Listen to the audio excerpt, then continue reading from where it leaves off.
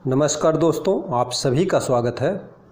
हम सब कक्षा 6 की ज्योग्राफी की जो एनसीईआरटी की पुस्तक है उसका अध्ययन कर रहे हैं और आज हम चैप्टर 6 अध्याय 6 पृथ्वी के प्रमुख स्थल रूप इसका अध्ययन करेंगे।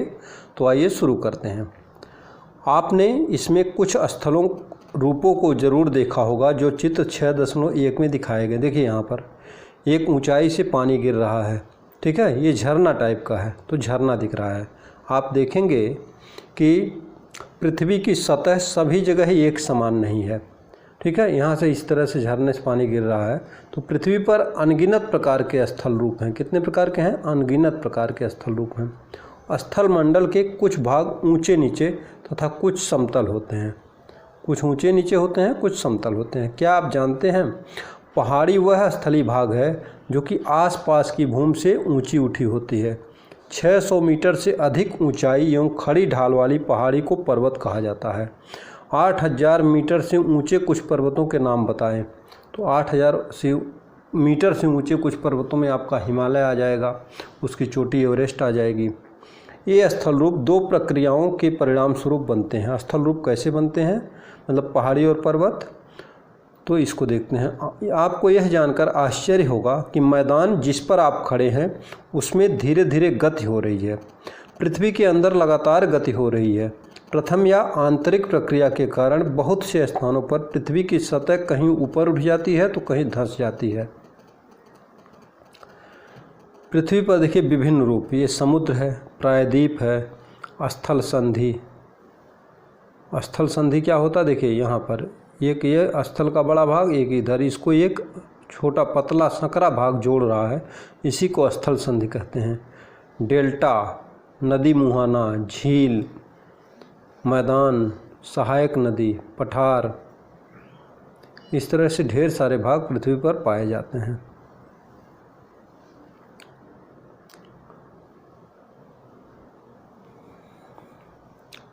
पर्वत बनाने के लिए क्या करेंगे आप? देखिए, आपको बहुत मात्रा में कागज़ चाहिए। कागज़ों को मेज पर रखिए, कागज़ों को अपने हाथों से दोनों तरफ से दबाइए।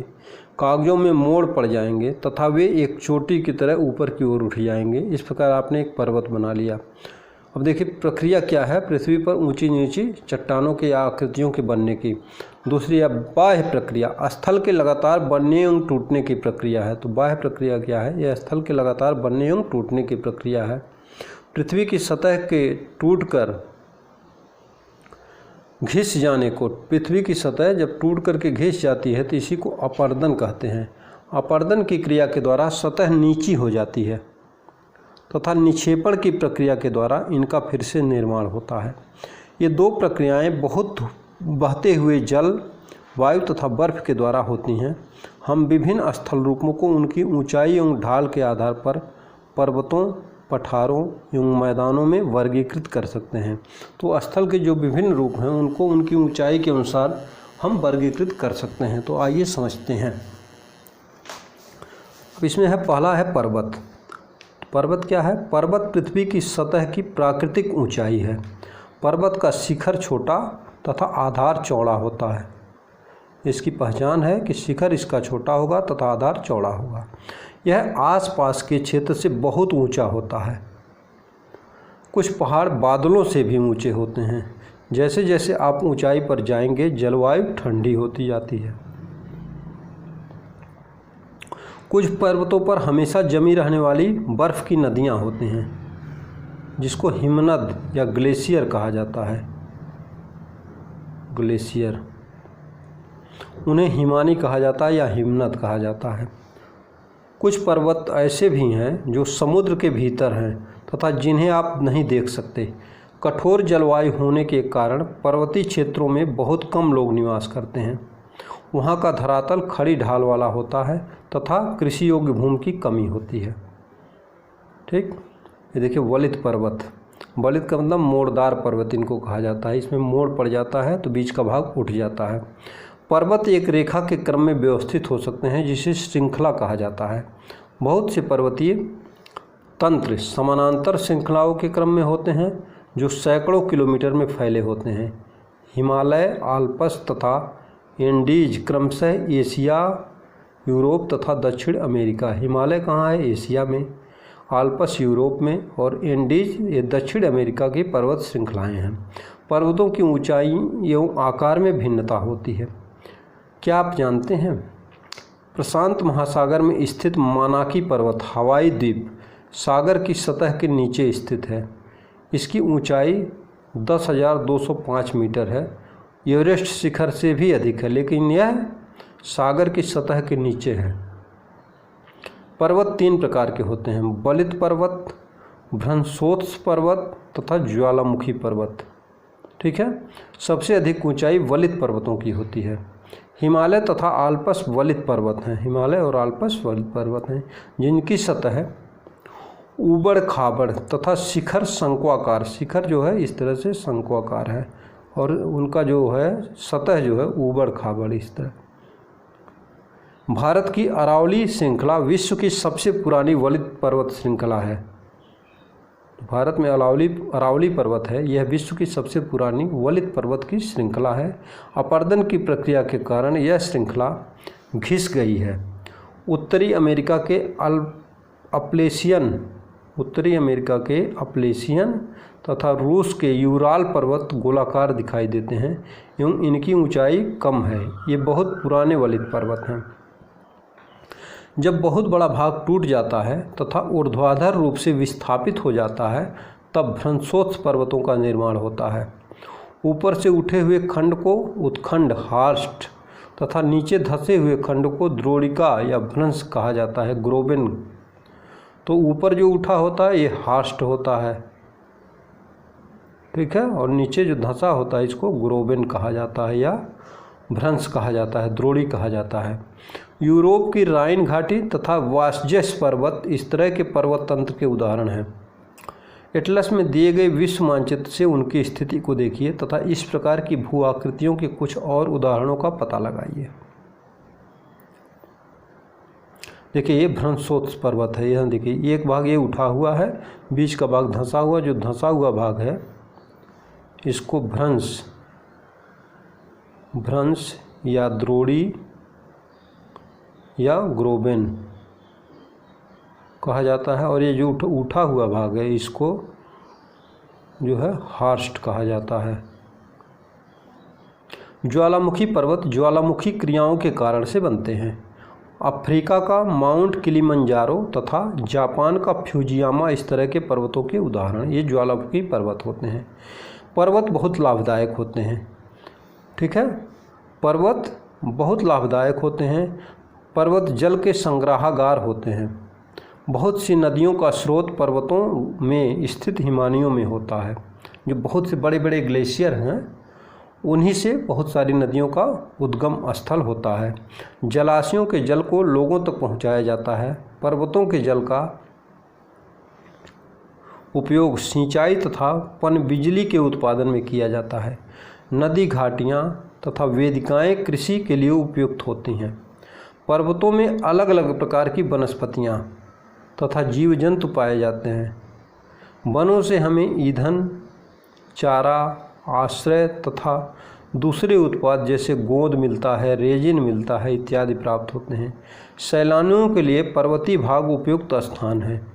वे पर्वतों की यात्रा उनकी प्राकृतिक सुंदरता को देखने के लिए करते हैं। विभिन्न प्रकार के खेल जैसे paragliding, hang gliding, river rafting तथा स्कीइंग पर्वतों के प्रचलित खेल हैं। क्या आप हिमालय में स्थित कुछ ऐसे स्थानों के नाम बता सकते हैं जहां ये खेल खेले जाते हैं? ये आप देखिएगा और सर्च करके लिखिएगा। देखिए ये पर्वत का एक चित्र दिया गया है। यहाँ पर ज्वालामुखी पर्वत देखिए, यहाँ ये इसका मुहाना है। ठीक है, इस खेल का नाम बताइए। इसको स्कीइंग कहते हैं। पठार अब क्या है? भूतल पर एक और आकृति मिलती है जिसको पर्वत के बाद पठार उठी हुई सपाट भूमि होती है। यह आसपास के क्षेत्रों से अधिक उठा होता है।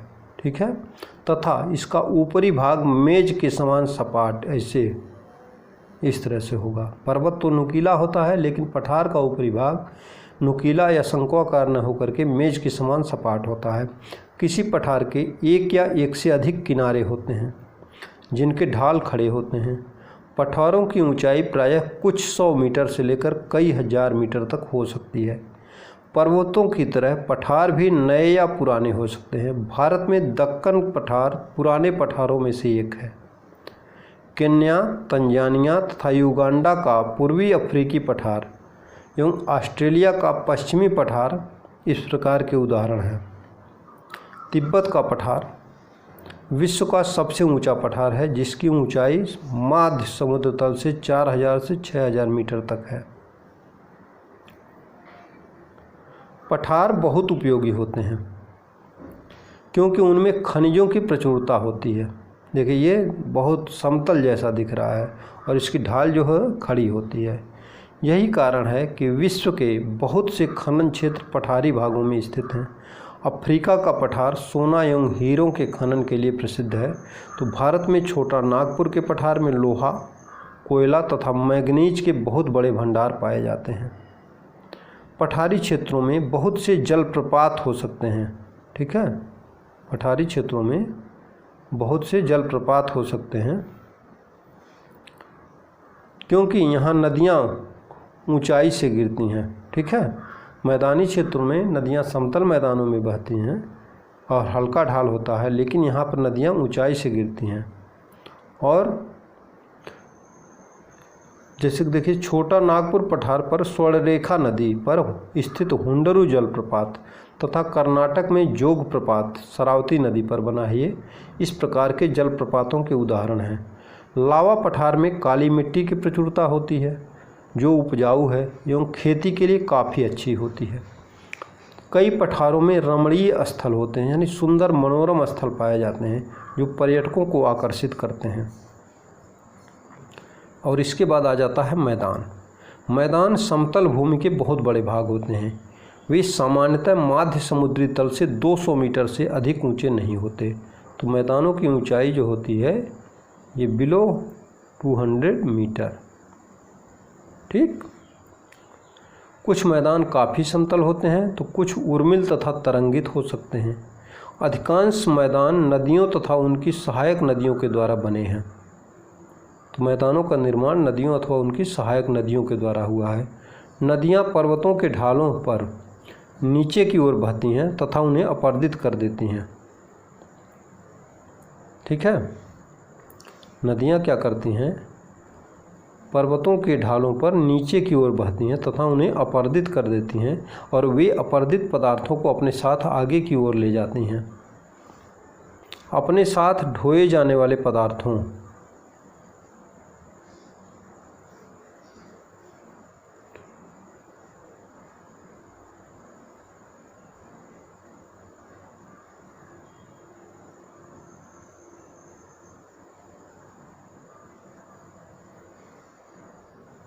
अपने साथ ढोए जाने वाले पदार्थों जैसे पत्थर, बालू तथा सिल्ट को वे घाटियों में निक्षेपित कर देती हैं और इन्हीं निक्षेपों से मैदानों का निर्माण होता है। सामान्यतः मैदान बहुत अधिक उपजाऊ होते हैं। यहाँ परिवहन के साधनों का निर्माण करना आसान होता है क्योंकि समतल मैदानों पर परिवहन के साधनों या सड़कें बनानी हो, रेल मार्ग बनाना हो तो बहुत ही आसान होता है। इसलिए ये मैदान विश्व के सबसे अधिक जनसंख्या वाले भाग होते हैं। नदियों के द्वारा बनाए गए कुछ बड़े मैदान एशिया तथा उत्तरी अमेरिका में पाए जाते हैं। एशिया में स्थित भारत में गंगा एवं ब्रह्मपुत्र का जो मैदान है तथा चीन में यांगत्से नदी का मैदान इसके प्रमुख उदाहरण हैं। मैदान मनुष्यों के रहने के लिए सबसे उपयोगी क्षेत्र होते हैं। यहाँ की जनसंख्या बहुत अधिक होती है क्योंकि मकानों के बनाने तथा खेती के लिए यहाँ समतल भूमि की प्रचुरता होती है।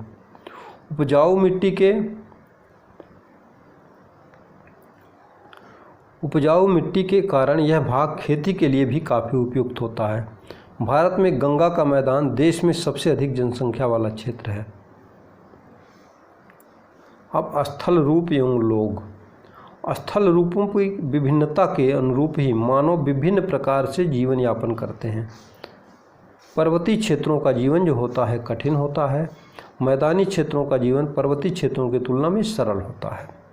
मैदानों में फसलें उगाना घर बनाना, सड़कें बनाना पर्वतीय क्षेत्रों की तुलना में अधिक आसान होता है। विभिन्न प्रकार के स्थल रूपों पर रहने वाले लोगों के रहन सहन के तरीकों में कुछ अंतर होता है। क्या आप उनमें से कुछ अंतरों को बता सकते हैं? कभी कभी प्राकृतिक आपदाएं जैसे भूकंप, ज्वालामुखी, उद्गार, तूफान या बाढ़ बहुत विनाश कर देते हैं और इन आकस्मिक घटनाओं के बारे में जागरूकता पैदा करके हम इनमें आने वाले खतरों को कम कर सकते हैं। ये देखिए मैदानी भाग है, यहाँ पर खेती बहुत ही आसानी से की जा सकती है। हम कितने तरीकों से जल एवं स्थल का उपयोग में ला सकते हैं इसका पता लगाते हैं। इसका पता हम अपने अपने आसपास के क्षेत्र से लगा सकते हैं। प्रायः हम स्थल का उपयोग गलत तरीके से करते हैं, जैसे उपजाऊ भूमि पर मकानों का निर्माण करना। तो अगर भूमि उपजाऊ है, फर्टाइल है, तो वहाँ पर मकानों का निर्माण नहीं करना चाहिए, क्योंकि वहाँ पर मकानों का निर्माण करते जाने से जो है खेती योग्य भूमि निरंतर कम होती जाती है। इसी प्रकार हम लोग कूड़ा किसी भी भूमि पर या पानी में फेंक देते हैं, जो कि उन्हें गंदा कर देता है। हमें प्रकृति के इस महत्वपूर्ण वरदान का उपयोग इस प्रकार नहीं करना चाहिए। उपलब्ध भूमि केवल हमारे ही उपयोग के लिए नहीं है, यह हमारा कर्तव्य है कि हम आगे आने वाली पीढ़ियों के लिए भी पृथ्वी को सुरक्षित रखें। अच्छा, रोपवे, ये देखिए रस्सी से बना पुल है। रोपवे को रोपवे या रज्जू मार्ग कहता है। स्वच्छ भारत मिशन, ये प्रधानमंत्री जी के द्वारा चलाया गया एक मिशन है। स्वस्थ शरीर में स्वस्थ मस्तिष्क निवास करता है और स्वस्थ शरीर के लिए स्वच्छ पर्यावरण, विशेष रूप से साफ जल, वायु तथा स्वच्छ वातावरण प्राथमिक आवश्यकताएं हैं। इन सभी प्राथमिक आवश्यकताओं को सभी लोगों को सुलभ कराने हेतु भारत सरकार द्वारा स्वच्छ भारत मिशन कार्यक्रम चलाया जा रहा है। चित्र संख्या 1 से 10 को देखिए और प्रत्येक के लिए एक एक वाक्य लिखिए। चित्र संख्या 1, 2 तथा 7 में दिखाए गए स्थल रूपों के नाम बताइए। देखिए 1 में देखिए यहाँ पर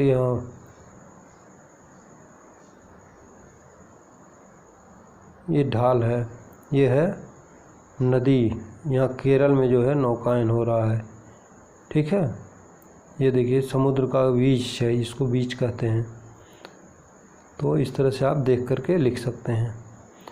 चित्र संख्या 9 में दिखाए गए स्थल का उपयोग किस कार्य के लिए हो रहा है? चित्र संख्या 3, 6, 8 तथा 9 में आपको कौन कौन सी गति है? तो यहाँ इस चित्र को देख लेंगे हम।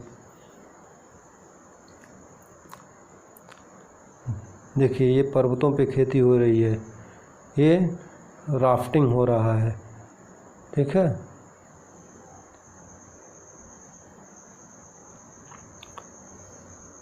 तो प्रमुख स्थल रूप कौन कौन से हैं? स्थल पे पर्वत है, पठार है और मैदान। पर्वत एवं पठार में क्या अंतर है? पर्वतों का जो शीर्ष होता है वो शंक्वाकार या नुकीला होता है और कम क्षेत्रफल का होता है, जबकि पठारों का जो शीर्ष होता है वह समतल होता है, ठीक है, उसका क्षेत्रफल अधिक होता है। पर्वतों के विभिन्न प्रकार कौन हैं? पर्वतों के विभिन्न प्रकार में बलित पर्वत, भ्रंशोत्स पर्वत और ज्वालामुखी पर्वत है। मनुष्यों के लिए पर्वत किस प्रकार उपयोगी हैं? मनुष्यों के लिए पर्वतों से हमें तमाम प्रकार की वनस्पतियाँ, तमाम प्रकार के जीव जंतु, औषधियाँ, लकड़ी और खाद्य पदार्थ प्राप्त होते हैं। मैदानों का निर्माण किस प्रकार होता है? मैदानों का निर्माण पहाड़ी नदियों के द्वारा लाए गए निक्षेपित मिट्टी से होता है। नदियों द्वारा निर्मित मैदान सघन जनसंख्या वाले होते हैं, क्योंकि वहाँ पर कृषि योग्य भूमि की अधिकता होती है और वहाँ पर कृषि योग्य भूमि काफ़ी उपजाऊ भी होती है, इसलिए वहाँ पर लोग बसना चाहते हैं और वहाँ पर जनसंख्या घनी होती जाती है। पर्वतों में जनसंख्या कम होती है। पर्वतों पर जीवन थोड़ा सा कठिन होता है, वहाँ पर सड़कें बनाना, मकान बनाना, खेती करना यह कठिन होता है मैदानी भाग की अपेक्षा, इसलिए वहाँ पर जनसंख्या कम होती है। पर्वत पठारों से भिन्न होते हैं, ऊंचाई में, ढाल में, अभिमुखता में। ऊंचाई,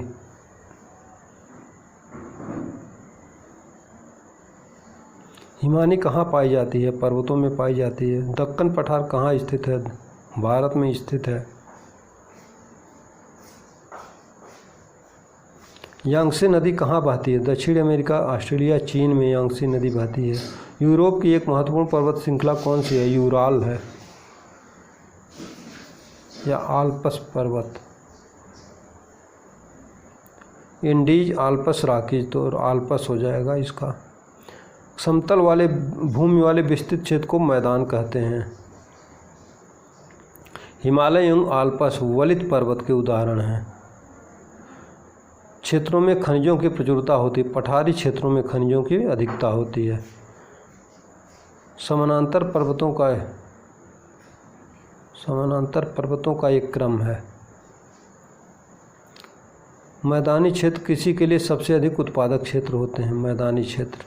ठीक है, तो इस तरह से आज हमने चैप्टर 6 कक्षा 6 की एनसीईआरटी के चैप्टर 6 पृथ्वी के परिमंडल का अध्ययन किया। अगर यह वीडियो आपको पसंद आया हो तो इसको लाइक करें तथा सब्सक्राइब करते हुए बेल आइकन दबाना बिल्कुल ना भूलें। आपका दिन शुभ रहे। धन्यवाद।